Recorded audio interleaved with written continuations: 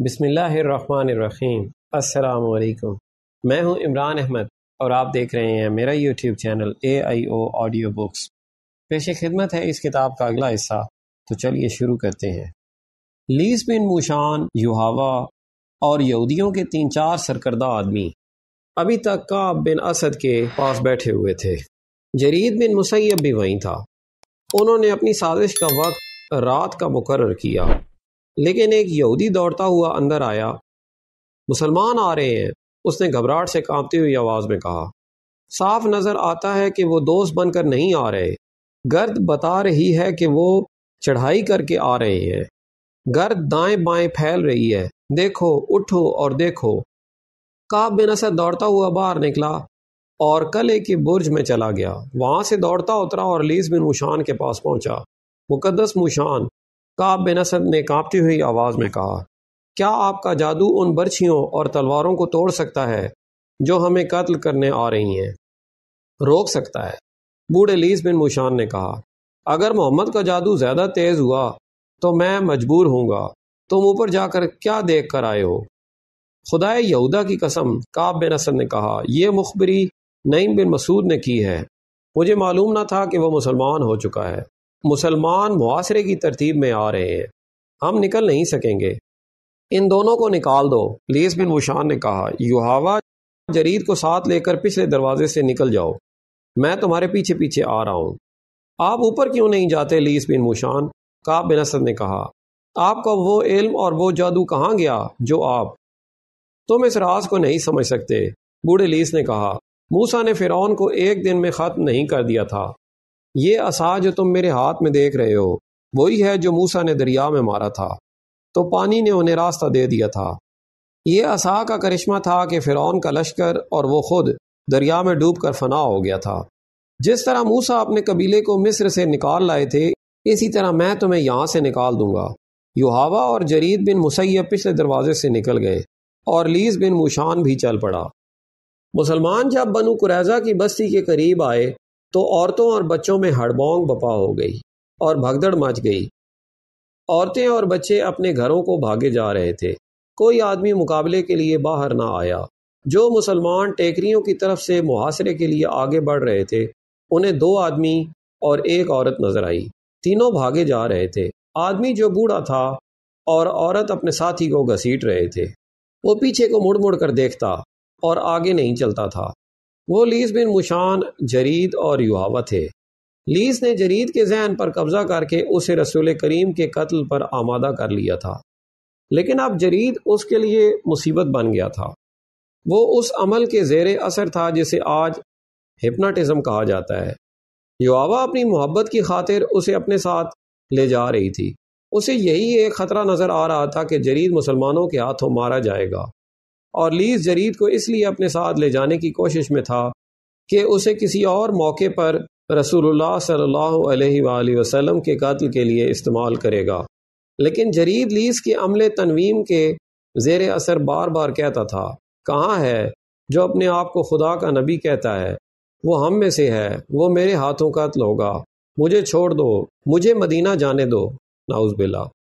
ایک مسلمان نے ٹیکری پر کھڑے ہو کر انہیں للکارا اور رکنے کو کہا۔ لیس اور یوحاوا نے پیچھے دیکھا اور وہ جرید کو اکیلا چھوڑ کر بھاگ گئے۔ جرید نے تلوار نکال لی۔ کہاں ہے محمد صلی اللہ علیہ وآلہ وسلم؟ جرید نے تلوار لہرا کر ٹیکری کی طرف آتے ہوئے کہا، وہ ہم میں سے ہے، میں اسے پہچانتا ہوں، میں اسے قتل کر دوں گا جس نے نبوت کا دعویٰ کیا ہے۔ یوحاوا میری ہے، وہ للکارتا آ رہا تھا۔ یوحاوا حبل اور عزا سے زیادہ مقدس ہے، سامنے لاؤ اپنے نبی کو۔ کون مسلمان اپنے اللہ کے رسول صلی اللہ علیہ وآلہ وسلم کی اتنی توہین برداشت کرتا؟ جس مسلمان نے ان تینوں کو للکارا تھا، اس نے کمان میں تیر ڈالا اور دوسرے ہی لمحے یہ تیر جرید بن مسیب کی دائیں آنکھ میں اتر کر کھوپڑی کے دور اندر پہنچ چکا تھا۔ جرید کے ایک ہاتھ میں تلوار تھی، اس کا دوسرا ہاتھ دائیں آنکھ پر چلا گیا اور اس نے تیر کو پکڑ لیا۔ وہ رک گیا، اس کا جسم ڈولا، پھر اس کے گھٹنے زمین سے جا لگے۔ اس کا وہ ہاتھ جس میں تلوار تھی اس طرح زمین سے لگا کہ تلوار کی نوک اوپر کو تھی۔ جرید بڑی زور سے آگے کو گرا، تلوار کی نوک اس کی شہرگ میں اتر گئی۔ وہ ذرا سا تڑپا اور ہمیشہ کے لیے بے حس و حرکت ہو گیا۔ سعد بن معاذ جو زخمی تھے کعب بن اسد کے دروازے پر جا رکے اور دستک دی۔ کعب نے غلام کو بھیجنے کے بجائے خود دروازہ کھولا۔ بنو قریظہ کے سردار سعد بن معاذ نے کہا، تیرے قبیلے کے بچے نے دیکھ لیا ہے کہ تیری بستی ہمارے گھیرے میں ہے۔ کیا تو کہہ سکتا ہے کہ تو نے وہ گناہ نہیں کیا جس کی سزا آج تیرے پورے قبیلے کو ملے گی؟ کیا تو نے سوچا نہیں تھا کہ بد عہدی کی سزا کیا ہے؟ مجھے انکار نہیں، کعب بن اسد نے ہارے ہوئے لہجے میں کہا، لیکن میں نے وہ گناہ نہیں کیا جو ابو سفیان مجھ سے کرانا چاہتا تھا۔ اس لیے نہیں کیا کہ تو اسے یرغمال میں اونچے خاندان کے آدمی مانگتا تھا۔ سعد بن معاذ نے کہا، اس سے پہلے تو نے اسے کہہ دیا تھا کہ تیرا قبیلہ مدینہ کے ان مکانوں پر شبخون مارے گا جن میں ہماری عورتیں اور ہمارے بچے تھے۔ تو نے ایک مخبر بھی بھیجا تھا۔ بدبخت انسان، تو نہ سوچ سکا کہ مسلمانوں کی صرف ایک عورت بیدار ہوئی تو وہ یہودیوں کی شیطانیت کو صرف ایک ڈنڈے سے کچل دے گی۔ میں جانتا ہوں تمہیں نعیم بن مسعود نے خبر دی ہے کہ میں نے تم سے بد عہدی کی ہے۔ کعب بن اسد نے شکست خوردہ آواز میں کہا، تم یہ جان لو کہ یہ خبر غلط نہیں۔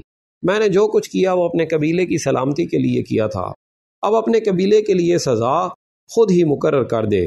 سعد بن معاذ نے کہا، تو جانتا ہے کہ معاہدہ تو نے توڑا ہے اور توڑنے والے قبیلے کو کیا تاوان دینا پڑتا ہے۔ اگر تو خود اپنی سزا کا فیصلہ نہیں کرتا تو بھی تجھے معلوم ہے کہ تیرے قبیلے کا انجام کیا ہوگا۔ کیا تو بنو قینقاع اور بنو نذیر کا انجام بھول گیا ہے؟ مجھے اس زخم کی قسم جو میں نے خندق کی لڑائی میں کھایا ہے، تیرے قبیلے کا انجام ان سے زیادہ برا ہوگا۔ ہاں سعد، کعب بن اسد نے کہا، میں جانتا ہوں میرے قبیلے کا انجام کیا ہوگا۔ ہمارے بچے اور ہماری عورتیں بھی ختم ہو جائیں گی۔ میرا فیصلہ یہ ہے کہ معاہدے کے مطابق میرے قبیلے کے تمام مردوں کو قتل کر دو اور ہماری عورتوں اور ہمارے بچوں کو اپنے ساتھ لے جاؤ۔ وہ زندہ تو رہیں گے، صرف زندہ نہیں رہیں گے، سعد بن معاذ نے کہا، وہ خدا کے سچے نبی کے پیروکار بن کر باعزت زندگی بسر کریں گے۔ اپنے تمام آدمیوں کو باہر نکالو۔ سعد بن معاذ واپس آ گئے۔ یا رسول اللہ، انہوں نے رسول کریم سے کہا، بنو قریظہ نے اپنی سزا خود مقرر کی ہے۔ ان میں سے جو آدمی لڑنے کے قابل ہیں انہیں قتل کر دیا جائے اور عورتوں اور بچوں اور بوڑھوں کو اپنی تحویل میں لے لیا جائے۔ سب نے دیکھا کہ بنو قریظہ کے لوگ قلعے سے باہر آ رہے تھے۔ معاشرے میں سے کسی کو بھاگ نکلنے کا موقع نہ ملا۔ مورخوں نے لکھا ہے کہ یہودیوں کی تاریخ فتنہ و فساد اور بد عہدی سے بھری پڑی تھی۔ اسے خدا کی دھتکاری ہوئی قوم کہا گیا تھا۔ ان کے ساتھ جس نے بھی نرمی برتی اسے یہودیوں نے نقصان پہنچایا۔ چنانچہ بنو قریظہ کو بخش دینا بڑی خطرناک حماقت تھی۔ مسلمانوں نے اس قبیلے کے ایسے تمام آدمیوں کو قتل کر دیا جو لڑنے کے قابل تھے اور بوڑھوں، عورتوں اور بچوں کو اپنی تحویل میں لے لیا۔ دو مورخین نے لکھا ہے کہ رسول کریم نے بنو قریظہ پر فوج کشی کی تو یہودیوں نے بڑا سخت مقابلہ کیا۔ مسلمانوں نے 25 روز بنو قریظہ کو محاصرے میں لیے رکھا۔ آخر یہودیوں نے رسول اکرم کو پیغام بھیجا کہ سعد بن معاذ کو ان کے پاس صلح کی شرائط طے کرنے کے لیے بھیجا جائے۔ چنانچہ سعد بن معاذ گئے اور یہ فیصلہ کر آئے کہ بنو قریظہ کے آدمیوں کو قتل کر دیا جائے اور ان کی عورتوں اور بچوں کو مال غنیمت میں لے لیا جائے۔ جن یہودیوں کو قتل کیا گیا ان کی تعداد 400 تھی۔ زیادہ تر مورخوں نے لکھا ہے کہ بنو قریظہ نے مقابلہ نہیں کیا اور اپنے کیے کی سزا پانے کے لیے قلعے سے نکل آئے۔ مدینہ میں یہودیوں کے قتل عام کے ساتھ یہ ذکر دلچسپی سے خالی نہ ہوگا کہ اس سے پہلے مسلمانوں نے یہودیوں کے 2 قبیلوں بنو نذیر اور بنو قینقاع کو ایسی ہی بد عہدی اور فتنہ پردازی پر ایسی ہی سزا دی تھی۔ ان قبیلوں کے بچے کچھ یہودی شام کو بھاگ گئے تھے۔ شام میں ایرانیوں کی حکومت تھی۔ ایک عیسائی بادشاہ ہرقل نے حملہ کر کے شام پر قبضہ کر لیا۔ یہودیوں نے اس کے ساتھ بھی بد عہدی کی۔ ادھر مدینہ میں مسلمان بنو قریظہ کو قتل کر رہے تھے، ادھر ہرقل بنو نذیر اور بنو قینقاع کا قتل عام کر رہا تھا۔ ایک حدیث میں ہے جو حضرت عائشہ رضی اللہ تعالی عنہ کے حوالے سے ہشام بن عروہ نے بیان کی ہے کہ سعد بن معاذ کے فیصلے کو رسول کریم نے قبول فرما لیا اور بنو قریظہ کے یہودیوں کو قتل کر دیا گیا تھا۔ ہشام بن عروہ نے یہ بھی کہا ہے کہ ان کے والد بزرگوار نے انہیں یہ واقعہ سنایا تھا کہ سعد بن معاذ کو سینے میں برچھی لگی تھی۔ جب بنو قریظہ کو سزا دی جا چکی تو رسول اللہ کے حکم سے سعد بن معاذ کے لیے مسجد کے قریب ایک خیمہ لگا کر اس میں انہیں رکھا گیا تاکہ ان کے زخم کی دیکھ بھال آسانی سے ہوتی رہے۔ سعد بن معاذ اس خیمے میں لیٹ گئے لیکن اٹھ بیٹھے اور انہوں نے خدا سے دعا مانگی کہ ان کی ایک ہی خواہش ہے کہ ہر اس قوم کے خلاف لڑیں جو اللہ کے رسول کو سچا نبی نہیں سمجھتی، مگر لڑائی ختم ہو چکی ہے۔ انہوں نے خدا سے التجا کی کہ مسلمانوں کو کوئی اور لڑائی لڑنی ہے تو مجھے اس میں شریک ہونے کے لیے زندگی عطا فرما، اگر یہ سلسلہ ختم ہو گیا ہے تو میرے زخم کو کھول دے کہ میں تیری راہ میں جان دے دوں۔ سعد بن معاذ کی یہ دعا 3-4 آدمیوں نے سنی تھی، لیکن انہوں نے اسے اہمیت نہیں دی تھی۔ صبح کسی نے دیکھا کہ سعد بن معاذ کے خیمے سے خون بہہ بہہ کر باہر آ رہا تھا۔ خیمے میں جا کر دیکھا کہ سعد بن معاذ شہید ہو چکے تھے۔ انہوں نے خدا سے شہادت مانگی تھی، خدا نے ان کی دعا قبول کر لی، ان کے سینے کا زخم کھل گیا تھا۔ بنو قریظہ کی تباہی کی خبر مکہ پہنچی تو سب سے زیادہ خوشی ابو سفیان کو ہوئی۔ خدا کی قسم، بنو قریظہ کو اس بدعہدی کی سزا ملی ہے جو اس کے سردار کعب بن اسد نے ہمارے ساتھ کی تھی۔ ابو سفیان نے کہا، اگر اس کا قبیلہ مدینے پر شب خون مارتا رہتا تو فتح ہماری ہوتی اور ہم بنو قریظہ کو موت کے بجائے مال غنیمت دیتے۔ کیوں خالد، کیا بنو قریظہ کا انجام بہت برا نہیں ہوا؟ خالد نے ابو سفیان کی طرف ایسی نگاہوں سے دیکھا جیسے اسے اس کی بات اچھی نہ لگی ہو۔ کیا تم بنو قریظہ کے اس انجام سے خوش نہیں ہو خالد؟ ابو سفیان نے پوچھا۔ مدینہ سے پسپائی کا دکھ اتنا زیادہ ہے کہ بڑی سے بڑی خوشی بھی میرا یہ دکھ ہلکا نہیں کر سکتی، خالد نے کہا۔ بد عہد کی دوستی دشمنی سے زیادہ خطرناک ہوتی ہے۔ کیا تم مجھے بتا سکتے ہو کہ یہودیوں نے کس کے ساتھ وفا کی ہے؟ اپنی بیٹیوں کو یہودیت کے تحفظ اور فروغ کے لیے دوسری قوموں کے آدمیوں کی عیاشی کا ذریعہ بنانے والی قوم پر بھروسہ نہیں کیا جا سکتا۔ ہمیں مسلمانوں نے نہیں، طوفانی آندھی نے محاصرہ اٹھانے پر مجبور کیا تھا، ابو سفیان نے کہا۔ ہمارے پاس خوراک نہیں رہی تھی۔ تم لڑنا نہیں چاہتے تھے، خالد نے کہا اور اٹھ کر چلا گیا۔ خالد اب خاموش رہنے لگا تھا۔ اسے کوئی زبردستی بلاتا تو وہ جھنجلا اٹھتا۔ اس کے قبیلے کا سردار ابو سفیان اس سے گھبرانے لگا تھا۔ خالد اسے بزدل کہتا تھا۔ خالد نے اپنے آپ سے عہد کر رکھا تھا کہ وہ مسلمانوں کو شکست دے گا، لیکن اسے جب میدان جنگ میں مسلمانوں کی جنگی چالیں اور ان کا جذبہ یاد آتا تھا تو وہ دل ہی دل میں رسول اکرم کو خراج تحسین پیش کرتا تھا۔ ایسا عسکری جذبہ اور ایسی عسکری فہم و فراست قریش میں ناپید تھی۔ یہ فہم و فراست خالد میں تھی، لیکن اپنے قبیلے سے اسے تعاون نہیں ملتا تھا۔ آج جب وہ مدینہ کی طرف اکیلا جا رہا تھا تو اسے معرکہ خندق سے پسپائی یاد آ رہی تھی۔ اسے غصہ بھی آ رہا تھا اور وہ شرمسار بھی ہو رہا تھا۔ اسے یاد آ رہا تھا کہ اس نے 1 سال کس طرح گزارا تھا۔ وہ مدینہ پر ایک اور حملہ کرنا چاہتا تھا، لیکن اہل قریش مدینہ کا نام سن کر ہی دبک جاتے تھے۔ آخر اسے اطلاع ملی کہ مسلمان مکہ پر حملہ کرنے آ رہے ہیں۔ اسے یہ خبر ابو سفیان نے سنائی تھی۔